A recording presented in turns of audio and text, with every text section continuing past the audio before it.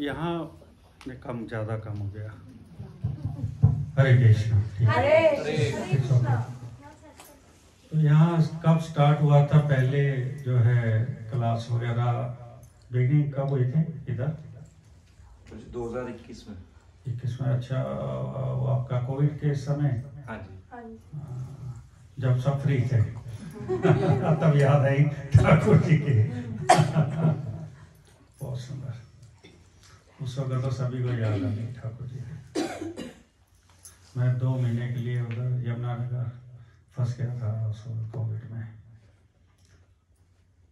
तो आप लोगों में से कौन कौन 16 माला करते हैं डेली?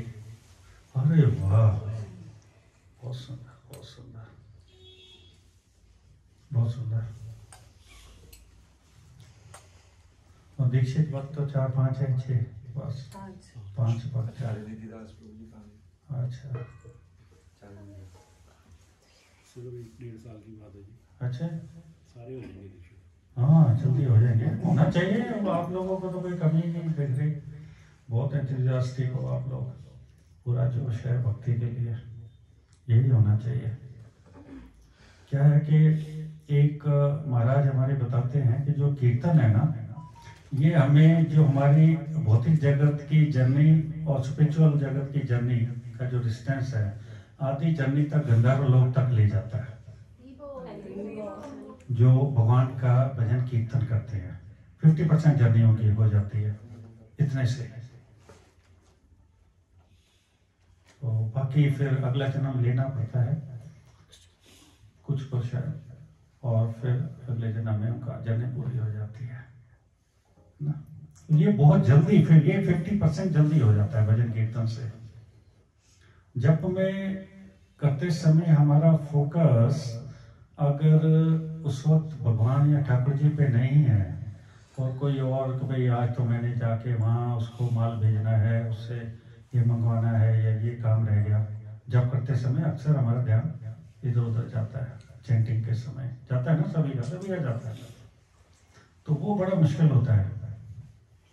लेकिन जब आप कीर्तन आप कर रहे थे, मुझे नहीं लगता किसी का ध्यान इधर उधर होगा, है ना, पूरा फोकस हो जाता है हमारा। तो it's wonderful way of focusing our consciousness and mind on Lord. तो ये जरूर करना चाहिए सभी को, जो जैसे गाए। जैसे बच्चा अपनी तोतली भाषा में भी माता पिता को पुकारे, कैसे भी माता पिता को अच्छा लगता है, तो भगवान को भी अच्छा लगता है। वो बेसुरा गा रहा है, सुर में गा रहा है, या कैसे भी गा रहा है, अच्छा लगता है। तो उसी प्रकार हमें ये जरूर करना है, क्योंकि ये कलयुग में यही एक उपाय है।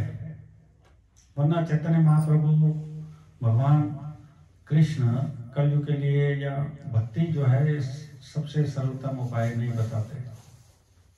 वो पहले वाले उपायों को कर्म योग, ज्ञान योग, ध्यान योग उनको ही बोल देते, ठीक है भाई ये कर ले। उस युग में अर्जुन जैसा समर्थवान भी उन सारे योगों को मना कर देता है, हाथ जोड़ देता है, मैं नहीं कर सकता, मैं वायु को वश में कर सकता हूँ, अपने मन को वश में नहीं कर सकता। तो बात सारी मन पे है। मन को वश में आप कैसे कर सकते हो? अपने आप को टटोल लो। क्या आप अगर सिंपल चैंटिंग करके वश में कर सकते हो तो ठीक है, keep on chanting, no issue, वो हमें परफेक्शन तक ले जाएगी। तो यदि हमारा मन, हर किसी का कॉन्शियसनेस लेवल अलग अलग है ना, 3 लेवल की कॉन्शियसनेस होता है, ये सत्वगुण, रजोगुण, तमोगुण। तो अब मैं हो सकता है तमोगुण में हूँ, आप रजोगुण में है, और तीसरा कोई सत्वगुण में है।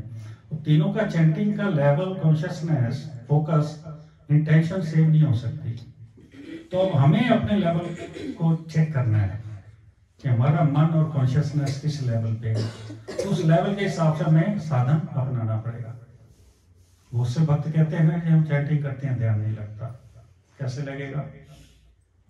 लेवल वो तमोगुण पे है, अभी कॉन्शियसनेस। ये जितना जप तप और साधना है हमारी, ये सारी किस लिए है? कृष्ण से प्रेम संबंध को रिवाइव करने के लिए, और हमारी कॉन्शियस लेवल को परफेक्शन की उस लेवल तक लेके जाने के लिए।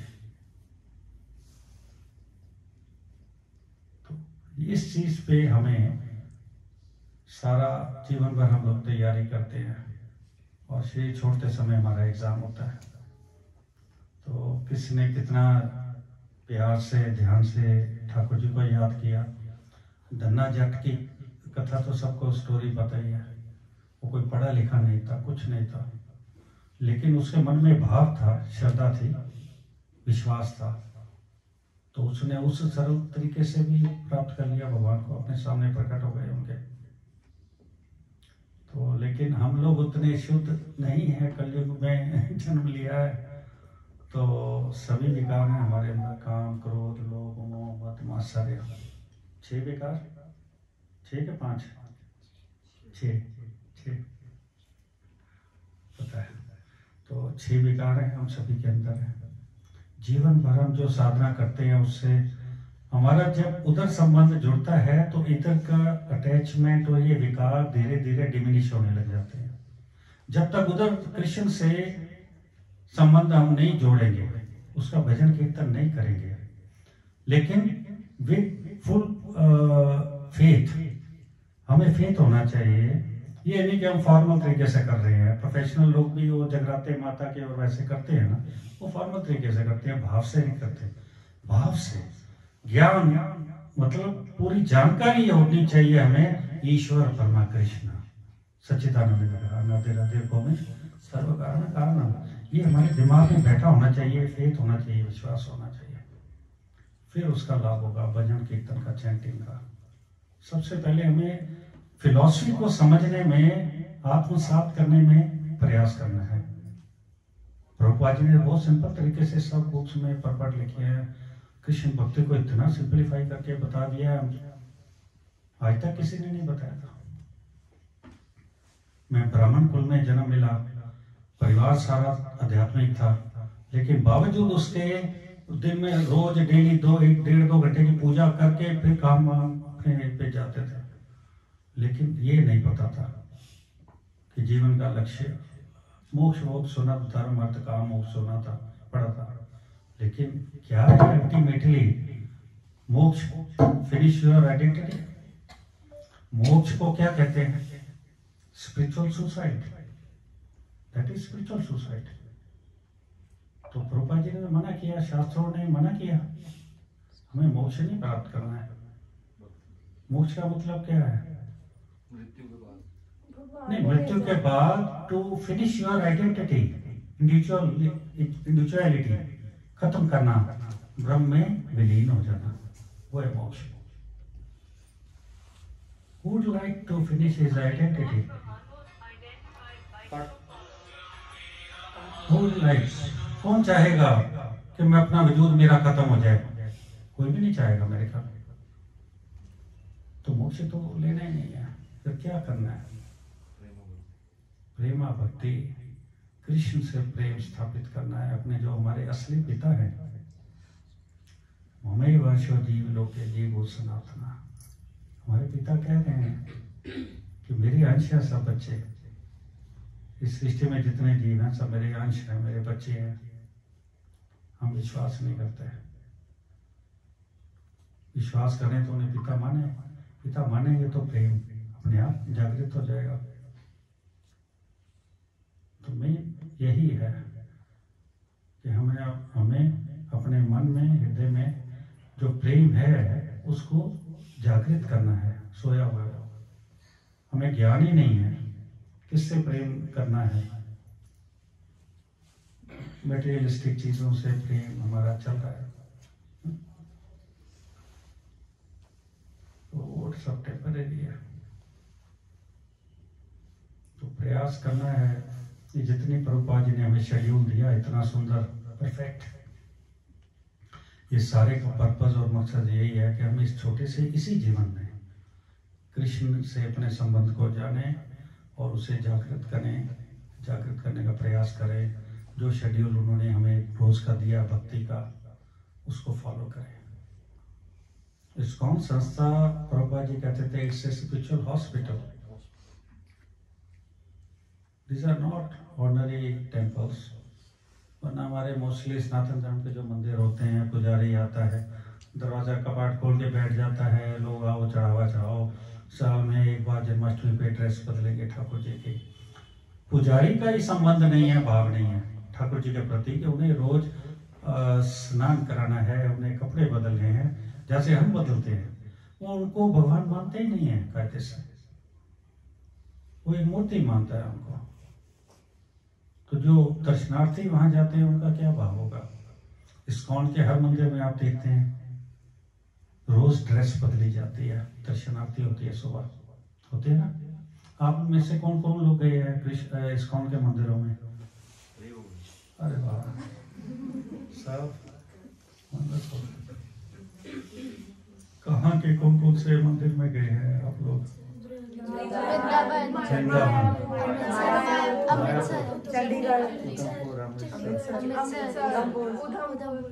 दिल्ली मंदिर कौन कौन आया है आप में से? अच्छा, 4-5 लोग, 6 लोग आए हैं, ठीक है। वृंदावन मंदिर में भी ठाकुर जी की बहुत अच्छी सेवा होती है, दिल्ली मंदिर में भी होती है अच्छी, मायापुर में तो बहुत ही बढ़िया होती है। 2-3 मंदिर का ठाकुर जी की सेवा का शेड्यूल सिस्टम बहुत बढ़िया है, वहाँ का भजन कीर्तन बहुत बढ़िया है। वहाँ जाके आपको अलग महसूस होगा कि हाँ यहाँ कुछ है ना। वृंदावन मंदिर के आप वहाँ आंगन में जाके बैठो, कीर्तन हो रहा है जहाँ, आपका उठने का दिल नहीं करेगा ना। वैसा ही सीख के हमें अपने घर में करना है। This is the purpose. Prabhupad ji की ये इंस्टीट्यूट इस्कॉन ये सिखाना चाहता है कि हमें वो सीख करके अपने घर पे वैसे करना है। हम करेंगे तो हमारे बच्चे करेंगे, हम ही नहीं करेंगे तो बच्चे कहाँ से करेंगे। हम दोष देते हैं बच्चों को कि ये बहुत बुरे निकल गए, कसूर किसका? हमारा। पद्म पुराण में कहा गया है, if you can not make your children getting rid of the cycle of birth and death again and again, you have given birth to two-legged animal. अगर आपने अपने बच्चे को भगवान से संबंधित ज्ञान नहीं दिया, जन्म मृत्यु के चक्कर से छुटकारा नहीं दिलाने का व्यवस्था की, ज्ञान दिया, तो आपने द्विपद पशु को जन्म दिया है। This is the responsibility of the parent. ये पद्म पुराण कह रहा है। तो it's a very serious business कि बच्चों को हम, प्रभुपाद जी कहते थे, मंदिर की पूजा से जरूरी है बच्चों का पालन पोषण अच्छे से करना, कृष्ण भावना भावित बनाना उनको मंदिर की पूजा से ज्यादा जरूरी है। ये नहीं कि बच्चे की हम ध्यान नहीं कर रहे, हम बैठ के चैंटिंग कर रहे हैं, उसको समय पे स्कूल नहीं भेज रहे हैं, या उसको कृष्ण से संबंधित पूजा पाठ नहीं करवा रहे हैं, विधि नहीं सिखा रहे हैं, ट्रेनिंग नहीं दे रहे हैं, दिला रहे हैं, तो हम अपना कर्तव्य का पालन नहीं कर रहे हैं। भगवद गीता में किस चीज का उपदेश है बताइए? बहुत से लोग एक ही शब्द कहते हैं मोस्टली, कर्म करने का। कौन कौन सहमत है मेरे साथ कि कर्म करने का उपदेश है भगवद गीता में? बताओ हाथों का, रेज योर हैंड्स। कि भगवद गीता क्या वो सोच रहे हैं, कहूँ ना कहूँ, हाथ उठाऊं ना उठाऊं? पकड़ेंगे। कर्म करने का उद्देश्य है भगवद गीता में। आदि बात है, भक्ति भी है। No no no no no no, हाँ जी, हाँ वो तो है ही अल्टीमेट भक्ति करने का, मेरी भक्ति करो। लेकिन कर्म से संबंधित पॉइंट पे मैं पूछ रहा हूँ, भगवद गीता क्या कह रही है? कर्म करना चाहिए नहीं करना चाहिए? yes. हाँ वो करना है। लेकिन अब ये बड़ा टिपिकल सा सेंटेंस हो गया, कृष्ण भावना भावित कर्म। अब आदमी आराम से कैसे समझेगा इसको? इसकी तो व्याख्या बड़ी लंबी चौड़ी हो जाएगी। तो 2-3 शब्द मैं आपको देता हूँ जो कि गीता के श्लोक में है, भगवान बोल रहे हैं। 3 प्रकार के कर्म बतलाए गए हैं। 3 प्रकार के, कौन कौन से? कर्म, अकर्म और विकर्म। यस, 3 प्रकार के। कर्म करने से भगवान ने मना किया अर्जुन को, कर्म नहीं करना है, ना भी कर्म करना है। कर्म क्या होता है? 2 प्रकार का, एक अच्छा एक बुरा, यही होगा ना। अच्छा करोगे तो आप जितनी क्वांटिटी में आपने अच्छा कर्म किया, आप उतने समय के लिए स्वर्ग का भोग करेंगे, पुण्य कर्म हो गया हो गया। और बुरा कर्म कर दिया तो उसके फल के स्वरूप आप नरक में बुरा उसका भोग भोगोगे, जितनी क्वांटिटी में बुरा काम किया आपने, यही है ना। तो कर्म 2 प्रकार का हुआ, अच्छा करोगे स्वर्ग में जाओगे, वो भोग भोगने के बाद वापस धरती पे आओगे, यही होगा। बुरा करोगे तो उसका भोग भोगने के बाद वापस धरती पे आओगे, वापस धरती पे आना पड़ेगा। अच्छा या बुरा कोई भी कर्म करोगे आप तो वो आपको परम सिद्धि नहीं पर देगा, यहां से छुटकारा नहीं देगा, जन्म मृत्यु के चक्कर से देगा नहीं देगा। तो फिर अच्छा विकर्म तो बिल्कुल ही गड़बड़ है, जो शास्त्रों के निर्देश के विपरीत है, वो तो करना ही नहीं है। वैसे रह गया क्या? अकर्म। व्हाट इज अकर्म? जो करना है भगवान के लिए करना है। हाँ, शास्त्रों के भगवान और सिंपल शब्द इसके लिए कोई बताओ? अकर्म के लिए हर एक चीज को भगवान को निष्काम, अच्छा शब्द है लेकिन उतना सिंपल नहीं है, जो करना इसके है इसमें भी डेफिनेशन चाहिए आपको। कृष्ण को सेंटर पॉइंट रखकर ही करना है, कृष्ण के लिए करना है। कृष्ण को सेंटर पॉइंट रख के करना है, ठीक है।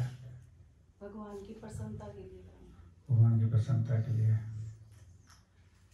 भगवान को अर्पित करते करते है कि? भगवान को अर्पित करते हुए हाँ, भगवान को अर्पित करके कृष्ण की प्रसन्नता के लिए, है ना?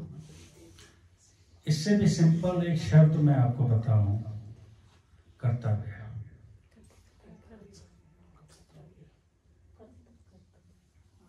अब कर्म का मतलब है कर्तव्य। कर्तव्य, हाँ जी। अगर हम किसी को बताएंगे कर्तव्य तो वो अपने कर्म को भी कर्तव्य समझ लेगा। यस, कर्तव्य क्या होता है वही समझना है ना। हम लोग अक्सर बातचीत में बोलते हैं कि आप अपना कर्तव्य पूरा करिए, कर्तव्य का बहुत ज्यादा उपयोग करते हैं शब्द का ना, लेकिन हमें पता नहीं है कर्तव्य क्या है। बहुत सिंपल है, कर्तव्य क्या है मेरा। अलग अलग सिचुएशंस होती हैं रोज हमारे साथ, हमारा क्या कर्तव्य है। जैसे एक पिता है, जैसे एक पिता है, पिता का क्या कर्तव्य है? पिता अपने लेवल पे सोचे अपने लिए मेरा क्या कर्तव्य है संतान के प्रति, उस संबंध में। तो पिता का क्या कर्तव्य है बताए ना पद्म पुराण में, कि अपनी संतान को जन्म मृत्यु के चक्कर से छुटकारा दिलाना, ये पिता का कर्तव्य है। माता का भी ऐसे ही सिमिलर सेम कर्तव्य है। संतान का क्या कर्तव्य है अपने पिता के लिए, माता पिता के लिए, कि वो उनकी सेवा करें। अगर माता पिता कृष्ण भक्त नहीं है तो उन्हें कृष्ण भक्त बनाने के लिए प्रयास करें। पिता का बच्चे का भी ये कर्तव्य है। जैसे यहाँ पे ये हमारा सात्विक, मुझे पता चला इसने भक्त बना दिया माता पिता को। देखो ना, ये पूर्व जन्म का भक्त है, तभी इतनी उम्र, छोटी उम्र का बच्चा ये कर सकता है ना इस तरीके का। वरना ये उम्र तो खेलने कूदने की है, वो मोबाइल पे गेम्स खेलने का, यार दोस्तों से वो करने का उम्र है ना। तो हर व्यक्ति का हर इशू में एक पर्टिकुलर कर्तव्य है। जिस प्रकार अर्जुन का पर्टिकुलर कर्तव्य था उस स्थिति में, क्या कर्तव्य था जो कृष्ण ने उसको बतलाया कि तुम क्षत्रिय हो, क्षत्रिय होने के नाते तुम्हारा कर्तव्य बनता है इन दुष्टों को दंड देना। यही बोला ना ठाकुर जी ने। अर्जुन की स्थिति में अर्जुन का कर्तव्य था क्षत्रिय धर्म का पालन करे। क्षत्रिय धर्म क्या कहता था उसको, जिन्होंने अन्याय किया, जो अधर्मी है उनको दंड दे, क्षत्रिय होने के नाते। भगवान ने वही करने के लिए बोला ना उसको। इसका मतलब कर्तव्य करने के लिए भगवान ने बोला। मेरी प्रसन्नता के लिए मुझे याद करते हुए, कोई बोला ना भगवान ने, कर्तव्य करना जरूरी है। हर स्थिति में कर्तव्य शब्द को याद रखो आप।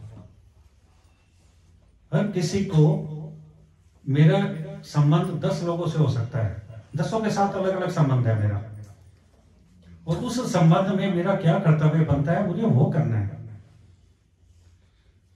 समझ आ रही ना? सब के साथ अलग अलग मेरा कर्तव्य होगा। पिता के साथ अलग, ब्रदर के साथ अलग, बहन के साथ अलग, पति के साथ अलग, पत्नी के साथ अलग। कर्तव्य शब्द को याद रखना है हमें जीवन में। समझो आपने भगवत गीता आपको समझ आ गई, कर्तव्य करना है। इसके साथ सिर्फ इतना सा ध्यान रख लें, कृष्ण को जो अच्छा लगता है, जो उनको पसंद आए। जो उनको पसंद ना आए वो एक तो कर्तव्य नहीं होगा, वो नहीं करना। कुछ भी करने लगे हैं हम एक्टिविटी किसी के भी साथ, तो हम ये याद कर लें कि ये करने से कृष्ण प्रसन्न होंगे कि नहीं होंगे, मेरा ये कर्तव्य है कि नहीं है। बस सारी गीता का आपको फल मिल गया, समझ आ गई। यही है गीता। और कुछ भी है गीता में तो बताओ। यही है, मुझे तो यही समझ आया। एक भगवान ने मन मांगा।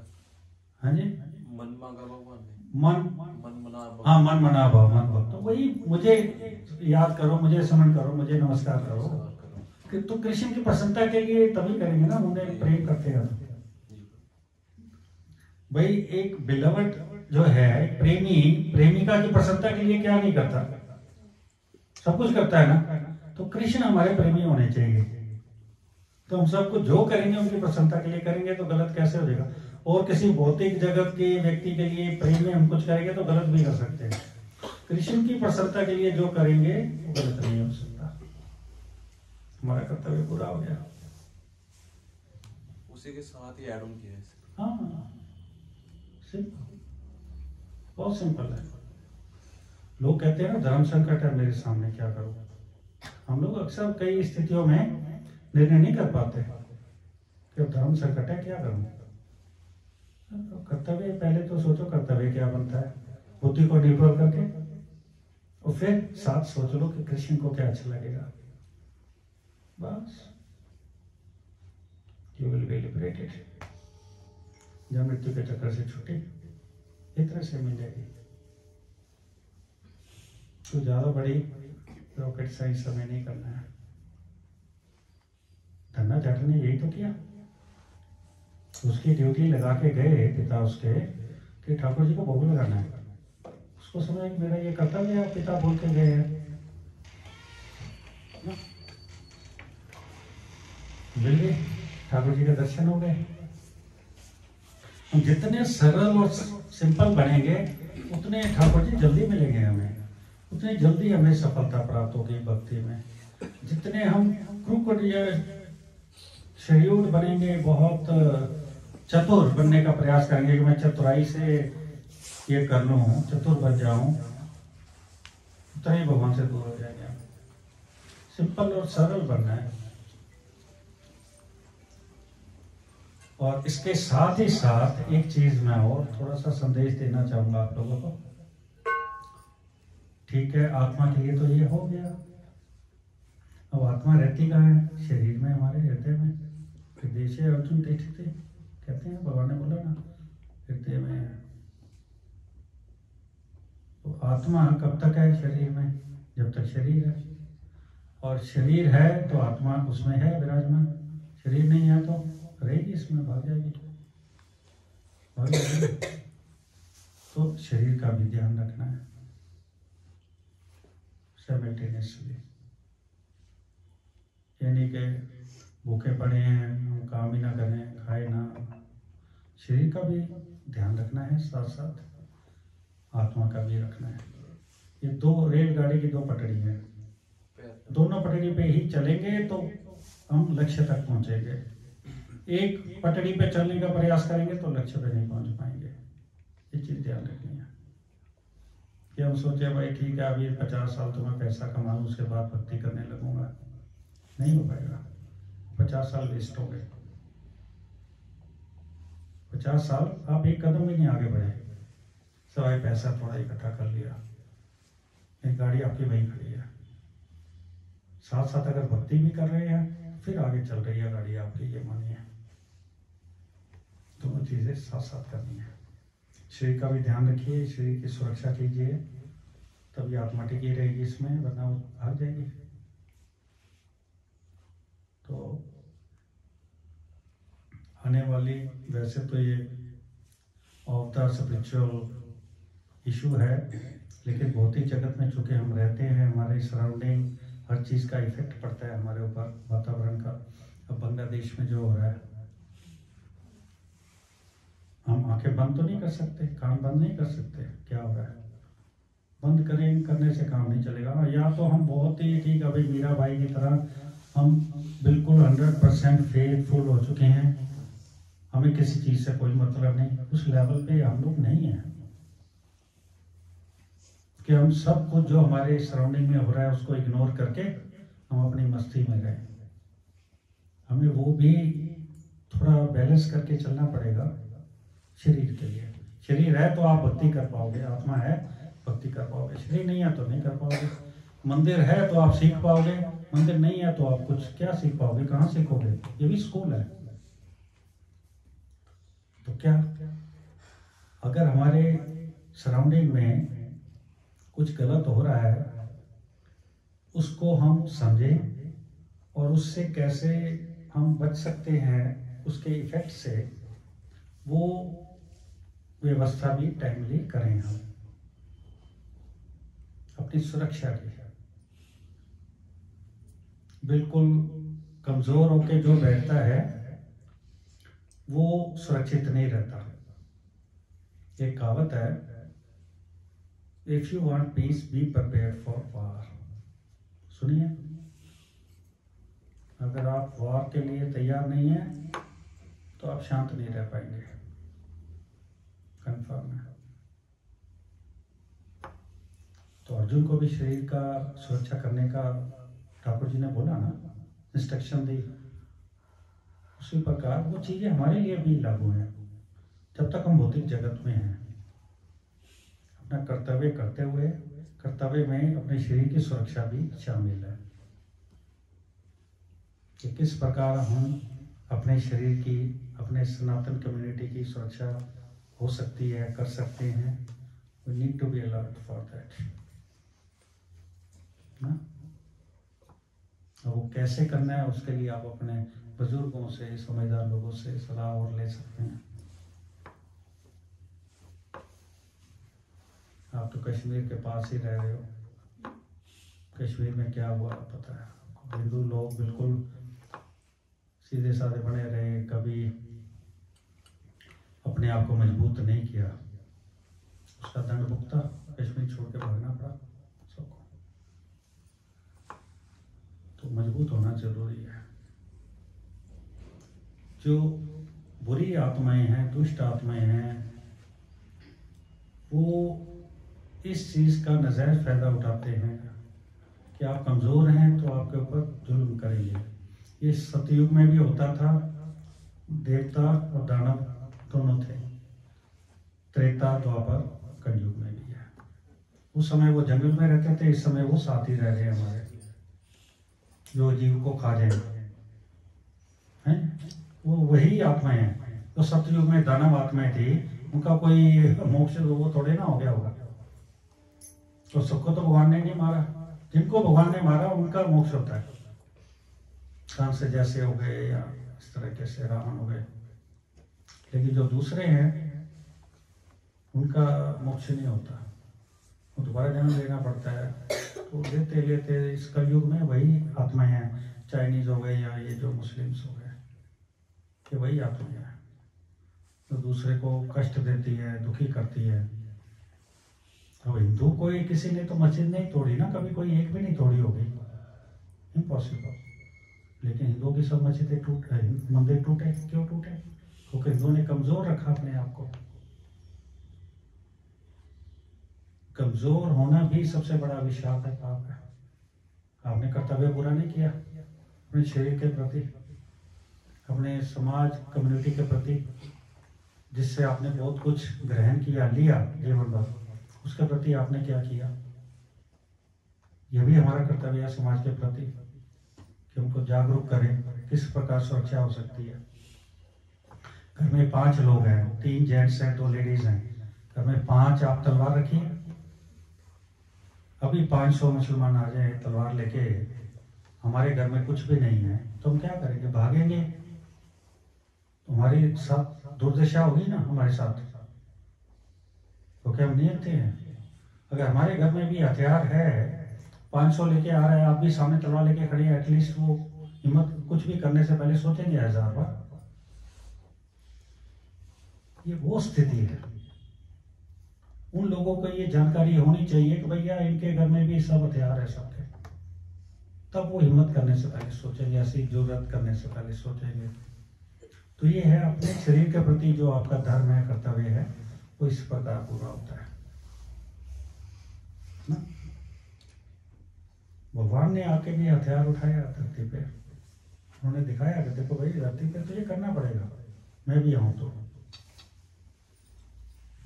वो बहुत विलक्षण आत्माएं होती है जो सिर्फ भक्ति करके और कुछ नहीं देखा, मीरा जैसी या दूसरे भक्त हैं इतने शुद्ध हुए, जितने भी वैष्णवाचार्य वगैरह हुए, हम लोग अभी उस स्टेज पे नहीं है। जब उस स्टेज तक पहुंचेंगे तो फिर ऑटोमेटिकली सारा कर्तव्य पूरे हो जाते हैं, सब धर्मों परित्यज्य, फिर कोई धर्म नहीं रह जाता। लेकिन उस स्टेज सरेंडर टू मी, जब सरेंडर हम पूरी तरह से करने की स्थिति में होंगे, उस समय सब धर्म खत्म हो जाते हैं हमारे, माता पिता के प्रति, बच्चे के प्रति, पत्नी के प्रति, पति के प्रति। लेकिन उस स्थिति पे आप देखें कौन है? कोई भी नहीं है। सरेंडर, शरणागति, पूर्ण शरणागति की स्थिति में कौन पहुंचा है? प्रभुपाद जैसे कह सकते हैं। नहीं, हम लोग तो साधारण लोग हैं। तो इसलिए ये भी थोड़ी जागरूकता होनी जरूरी है। पूरा ये नहीं कि बस बैठ के सामने दुश्मन शेर खड़ा है और हम कहाँ बैठ के कीर्तन कर रहे हैं, नहीं कर पाओगे ना। ये चीज है। और आप लोगों के मन में कोई जिज्ञासा है तो बताइए, पूछे प्रश्न। हाँ जी। जैसे आपने बोला कि हम चैंटिंग करते हैं तो उसके लेवल होते हैं, तो जैसे हमें पता चल जाता है कई बार खुद को ही कि हमारी चैंटिंग ठीक नहीं हो रही है, अभी हम तमोगुण में चैंटिंग कर रहे हैं, तो कैसे हम अपनी उस चेतना कॉन्शियसनेस को चेंज कर सकते हैं, सुधार सकते हैं? हाँ जी। उसके लिए देखिए, अब जो व्यक्ति इस सृष्टि के सभी जीव 3 कैटेगरीज में हैं, सत्वगुण, रजोगुण, तमोगुण। हर 3 कैटेगरी का है, सत्वगुण, रजोगुण, तमोगुण। तो यदि मैं किसी समय में तमोगुण में हूँ तो उस समय तो तमोगुण वाली ही चीजें मुझे पसंद आएंगी। चैंटिंग भी करूँगा तो चैंटिंग करते समय भी मुझे वही ध्यान आएगा। This is practical problem. तो इसका एक ही साधन और उपाय है बस, कि मैक्सिमम हम भक्तों के संग में रहें, उत्कृष्ट जो हमारे से अच्छी ऊंची कॉन्शियसनेस लेवल पर हैं, पहुंच चुके हैं, उनका हम मार्गदर्शन, उनका संग प्राप्त करें। और जो प्रभुपाद जी ने हमें सिस्टम दिया है, शेड्यूल भक्ति करने का, उस शेड्यूल का बिना किसी इंस्ट्रक्शन के पालन करें। कई बार हमारा ठीक है, चेतना हमारी तमोगुण में है, लेकिन यदि हमने एक शेड्यूल का नियम बना लिया कि मुझे सुबह उठ के मंगल आरती कीर्तन करना है, गानी है, चैंटिंग करनी है, ठाकुर जी को भोग बनाना है, भोग लगाना है, इतना करने से ही आप धीरे धीरे आपकी चेतना कॉन्शियसनेस ऊपर उठती जाएगी, रजोगुण में आएगी, फिर सतगुण में आ जाएगी। और कोई दूसरा उपाय नहीं है, कोई टैबलेट नहीं है, कोई कैप्सूल नहीं है, कोई इंजेक्शन नहीं है। इस चीज का सिर्फ यही एक और एक सिर्फ यही उपाय है। तो मुझे कई बार ऐसा लगता है कि हमारा कनेक्शन बहुत स्ट्रांग बन गया है, हाँ। पर कई बार ऐसा लगता है कि बिल्कुल कनेक्शन लॉस्ट हो गया, उसका क्या रीजन? वही कि जिस वक्त हमें लगता है कि कॉन्शियस हमारा ठाकुर जी से बहुत प्रेम हो गया, that may not be accurate, हमारी प्रजम्पशन हो सकती है, कंकॉक्शन, लेकिन वो जरूरी नहीं है कि कनेक्शन बन गया था हमारा, लेकिन हमारा भाव अच्छा था उस समय। और जिस समय लगता है कि नहीं हमारा तो भगवान से बिल्कुल नहीं बन पा रहा, तो जरूरी नहीं है कि उस समय आपकी कॉन्शियसनेस डाउन है। जब हम जागृत होते हैं तब हम हकीकत भी तो समझते हैं ना। जब हमें लग रहा है कि हाँ भगवान से तो हमारा प्रेम स्थापित ही नहीं हो रहा, तो दैट मे बी राइट। तो ये चीजें तो आती हैं दिमाग में, लेकिन हमें अपना नियम को कायम रखना है, नियम बचाएगा ऐसी स्थिति में। वो कहते हैं ना, एक जन आप लोगों ने सुना होगा कि शिवलिंग पे एक साधु आता था, कभी एक बुरा आदमी आता था गंद डालने, साधु आता था जल चढ़ाने। एक दिन बहुत आंधी तूफान आया, साधु नहीं आया, गंद डालने वाला आ गया तो शिव जी प्रकट हो गए।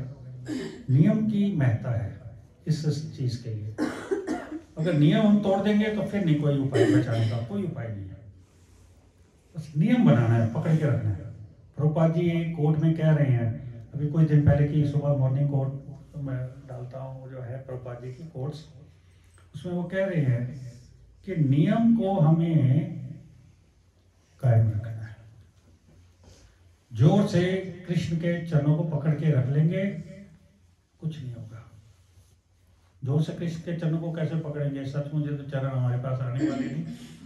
वो उसका मतलब यही है कि जो कृष्ण से संबंधित जो भी हमारी डेली प्रैक्टिस है, रूटीन है, वो हमें जोर से पकड़ के रखना है, उसमें नागा नहीं पड़ने देना।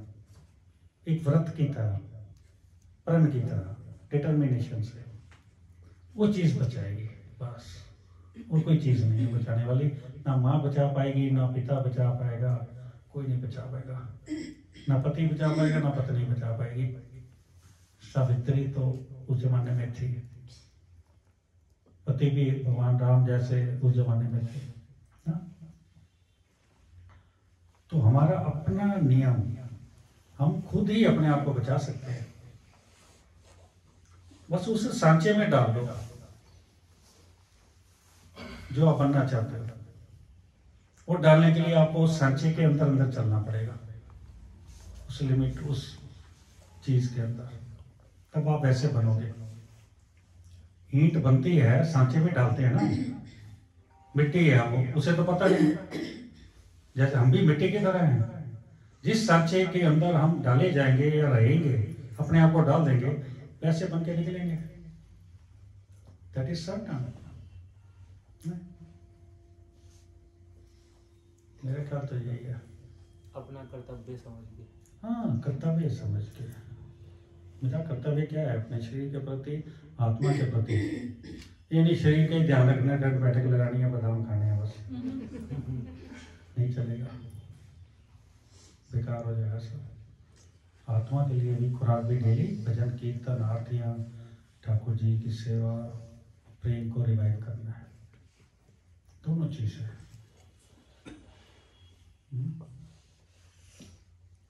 और हाँ जी, जैसे प्रभु जी आपने बताया था कि शेर आ जाए हम कीर्तन नहीं करेंगे, तो मतलब कोई और जानवर आ जाए तो जैसे भगवान ने कहा मम्मी वांचो जीव लोग है, कि उनमें भी तो भगवान है, फिर उनका भी तो पाप है। मारने के लिए तो मैंने नहीं बोला,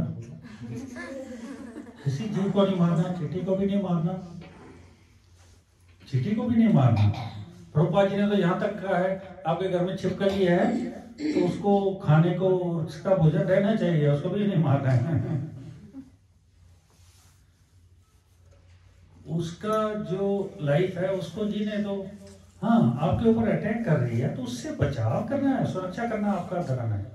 जैसे भगवत गीता में भी आतताइयों के बारे में बताया है, 6 आतताई को मारने का बोला है ना, परमिशन दी है भगवान ने, शास्त्रों में परमिशन है। कर रहा है तो हाँ बिल्कुल, 6 प्रकार के आतताइयों को आप मार सकते हो, आपको कोई स्पिरिचुअल अपराध नहीं लगेगा, पाप नहीं लगेगा ना। ये हमें बिना वजह से नहीं मारना किसी को। अगर कोई अटैक करे तो अटैक करना, सुरक्षा करना आपका धर्म है शरीर का। हमें ये नहीं कहना भाई मैं तो भक्ति करने वाला हूँ, मैं तो नहीं हथियार उठाऊंगा, वो गलत है ना जी। वो तो अर्जुन का उदाहरण हमारे सामने है। अब वो याद करो ना, उस समय भगवान ने उसको हथियार उठाने के लिए बोला ना कि भाई हथियार रखे तो ठीक है, जंगल में जाना चाहता है चला जा, तू नहीं मारना चाहता सगे संबंधियों को। ये सगे संबंधी जो है ये इस प्रकार बतलाए गए हैं, जो सगे संबंधी नहीं है वो तो है ही है, ठीक है। एक पिता के अंश होने के नाते हम सभी एक पिता की संतान है, नो डाउट। उसका मतलब क्या है, हमारा क्या कर्तव्य बनता है कि हम एक पिता की संतान है होने के नाते किसी दूसरे लिविंग एंटिटी को कष्ट ना दें, ये हमारा कर्तव्य है।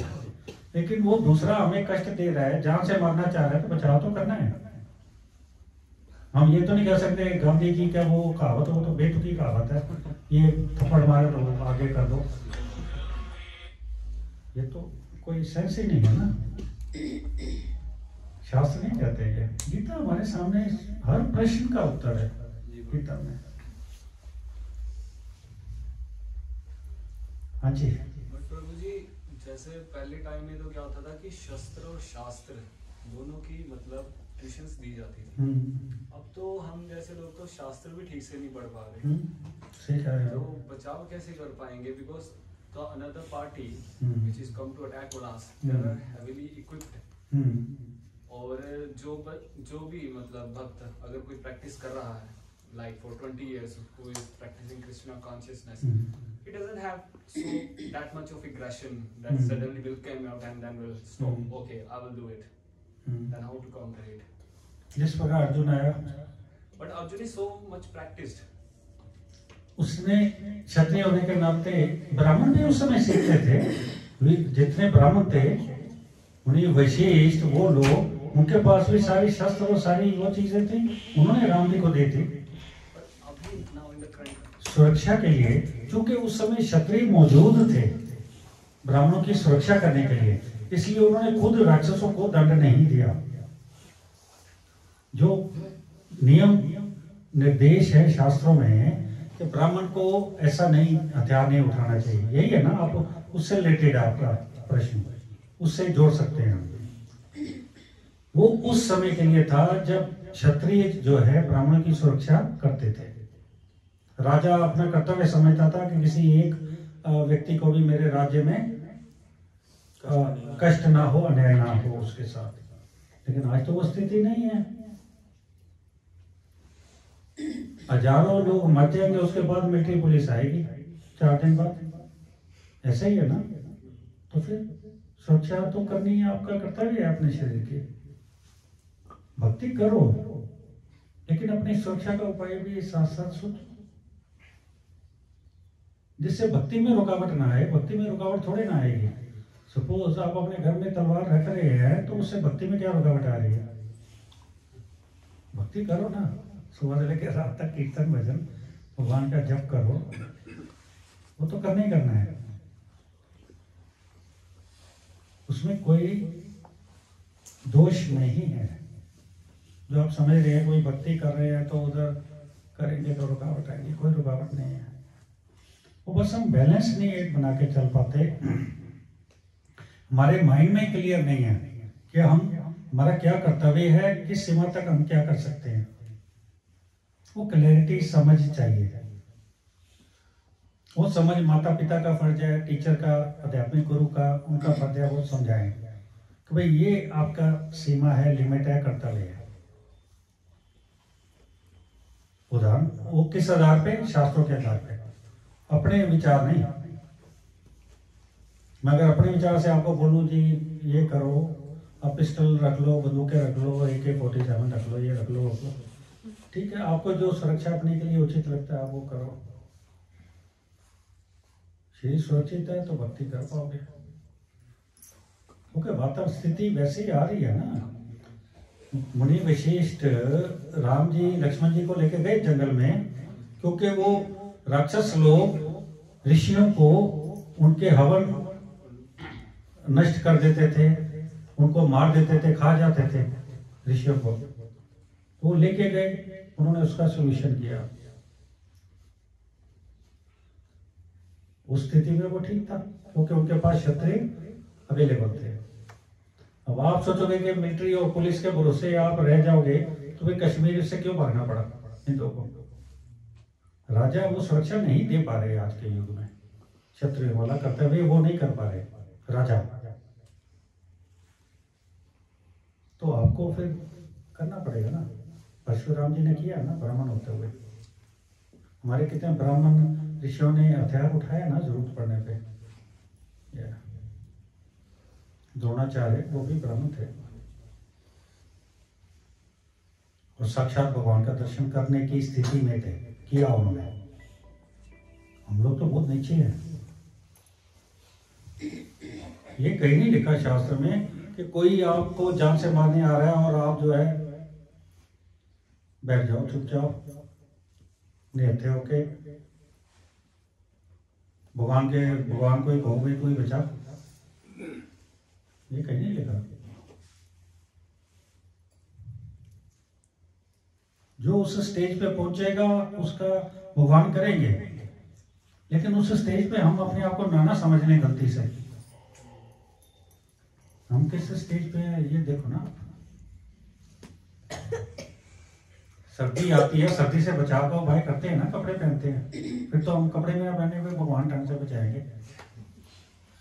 सब उपाय ये करना पड़ेगा। शरीर के प्रति ये इतना धर्म तो बनता है।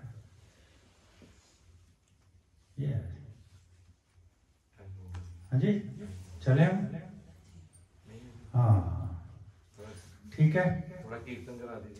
बहुत आप लोग तो बड़े सब अच्छे भक्त हो। और हाँ जी हाँ भोग लगाइए लगाइए।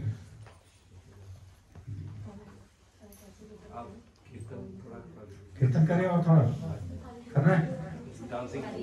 हाँ ठीक है।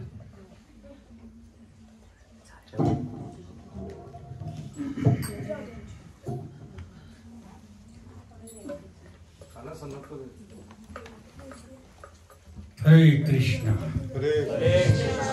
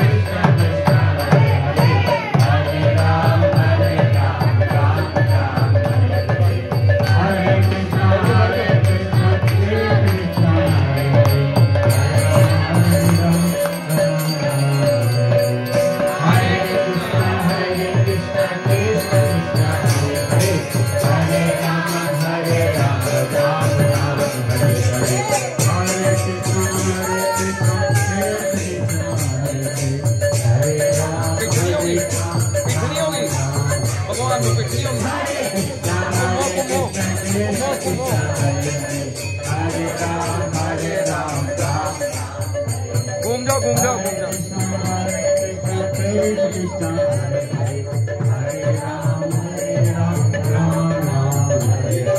हरे कृष्णा कृष्ण कृष्ण हरे हरे, हरे राम राम राम हरे हरे, हरे कृष्णा कृष्ण कृष्ण हरे हरे, हरे राम राम राम हरे हरे, हरे कृष्णा कृष्ण कृष्ण हरे हरे, हरे राम राम राम हरे हरे, हरे Krishna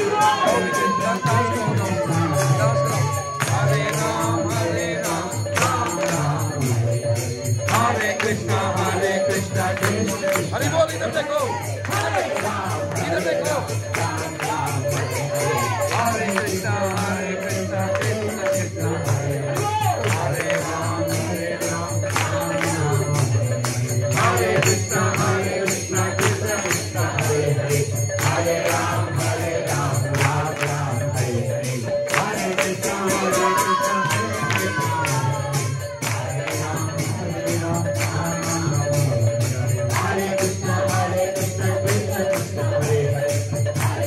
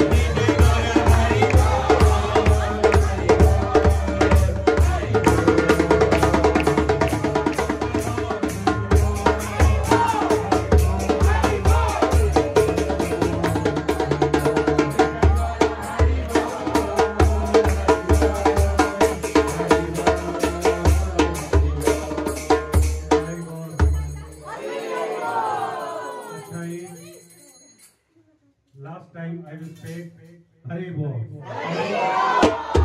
Everyone has to touch the roof. उसके सारे पाप नीचे लेके जाएगा।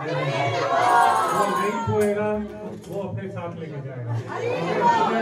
Everyone has to jump. Okay? Hari